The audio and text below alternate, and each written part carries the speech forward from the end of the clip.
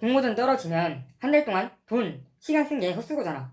공모전 수상 못하면 이력서나 자소서에 적지도 못하고 공모전 참가하지 말까? 저는 공모전을 20번 넘게 참가했고 그 중에 20번 넘게 떨어지고 2번밖에 수상하지 못했습니다. 그럼 이런 저의 생각에 대해 말씀드리겠습니다. 여러분은 공모전 수상을 못해도 공모전을 하는 과정에서 분명히 성장할 겁니다. 그러니까 좌절하지 말고 더 도전해보세요.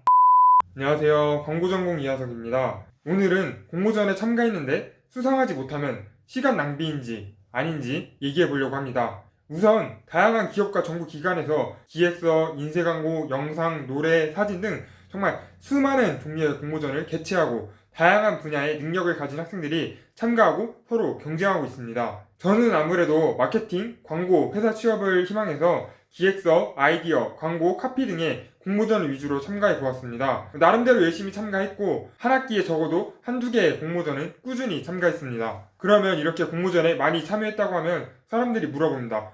그러면 수상 경력 화려하시겠네요? 막 다른 유튜버들처럼 막 몇십 회 수상하고 이런 거 아닌가요? 라고 물어보실 수 있습니다. 죄송하지만 저는 지극히 현실적으로 20번이 넘는 공모전 동안 단 2번밖에 수상하지 못했습니다. 오히려 탈락하고 좌절한 경험들이 훨씬 많았습니다. 그러면 저는 20번을 넘게 떨어지는 동안 왜 계속 공모전에 참여했을까요?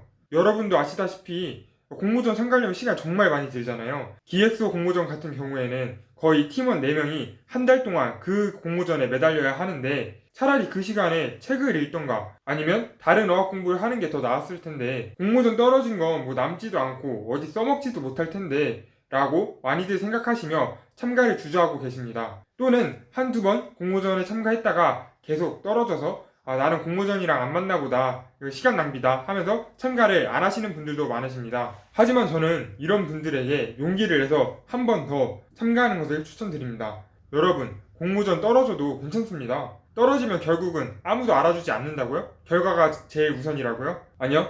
공모전을 참가하는 동안 여러분의 몸과 머리가 알고 있잖아요. 여러분이 노력한 만큼 발전해왔잖아요. 자신의 과거 공모전을 참여했던 경험 혹은 주변의 공모전을 참가했던 친구들 한번 둘러보세요. 그 친구들은 떨어졌어도 공모전을 준비하는 기간 동안 친구들과 팀을 짜고 짬짬이 만나서 아이디어 회의도 하고 여러 인터넷 사이트, 책을 뒤져가며 관련 자료를 수집하고 어떻게 아이디어를 제작할지 계속 생각하고 제출 직전 날에는 밤을 새면서까지 수정하고 또 수정하면서 정말 이 과정에서 여러분에게 남는 게 하나도 없었을까요?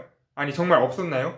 꼭 공모전 수상해서 이력서 한 줄에 추가해야 남는 건 아닙니다. 여러분이 공모전을 할 때 마음을 담아 혼신을 다해 정말 열정적으로 했다면 분명 여러분은 그 준비 과정 동안 성장했을 거고 그때의 경험은 분명 다음 공모전에 참가할 때나 아니면 다른 대외 활동에 참가할 때 과제를 할 때 혹은 더 멀리 회사에서 인턴을 할 때 분명 조금이나마 어디서든지 도움이 될 것입니다. 그래서 저는 대학 생활 동안 남는 시간에 겁먹지 말고 시간 낭비라 생각하지 말고 공모전에 도전해 조금이라도 자신을 성장시키는 것을 추천드립니다. 그리고 매번 열심히 공모전에 참여했다면 분명히 그 경험치가 쌓여서 다음 공모전에는 수상이라는 결과로 이어질 수 있습니다. 계속 떨어져도 낙담하지 마세요. 성장하고 있는 과정이니 두려워하지 않으셔도 됩니다. 그래서 처음 도전하시는 분이든 몇 번이나 떨어져 봐서 두려우신 분들도 눈 한 번 딱 감고 한 번 더 참가해보세요. 절대 아무것도 남지 않는 활동이 아닙니다.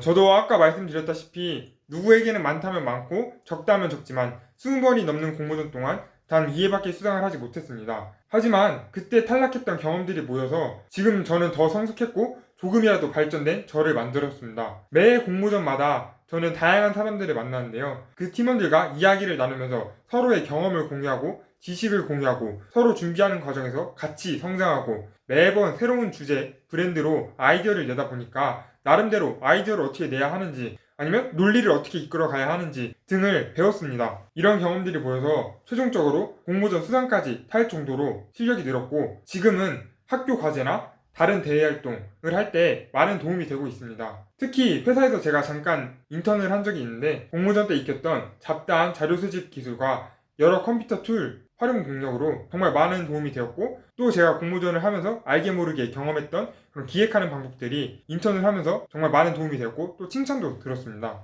그래서 지금은 어떤 과제를 하든 어떤 활동을 하든 인턴을 하든 사람들에게 못한다는 소리는 잘 듣지 않고 오히려 잘했다고 칭찬받는 경우가 더 많습니다. 물론 제가 20번이 넘는 공모전을 나가는 동안 정말 모두 수상했다면 더 좋았을 테지만 저는 또 한편으로 더 많이 떨어져서 다행이다라는 생각이 들기도 합니다. 만약 제가 초반에 아무 경험이 없었을 때 좋은 팀원을 만나서 운 좋게 공모전 수상을 몇 회 했다면 저는 아마 공모전에 더 안 나갔을 겁니다. 그냥 뭐 몇 번 처음에 운 좋게 수상하고 어깨 으쓱하면서 뭐 나 그냥 좀 잘하나 보네. 그냥 이 정도 스펙 쌓았고 이제 나 잘하니까 이제 더 도전 안 해야지 라면서 우물한 개구리처럼 자만하고 더 열심히 살지 않았을 겁니다. 하지만 계속 공모전에서 떨어질 때마다 좌절하고 분노하고 탈락 이유를 분석했습니다. 그리고 더 독하게 마음먹고 다음번에는 내가 진짜 더 잘해서 사람들 콧대를 눌러주겠다 라는 심정으로 더 열심히 해서 계속 참가를 하고 발전할 수 있었습니다. 그러니 마지막으로 정리해서 말씀드리겠습니다. 공모전을 처음 나가서 시간만 버릴까봐 겁먹으시는 분들, 여러 공모전에 참여했지만 탈락해 좌절하신 분들, 여러분이 마음먹고 다음 공모전에 다시 도전하신다면, 혼신을 다해서 열심히 공모전에 참가하신다면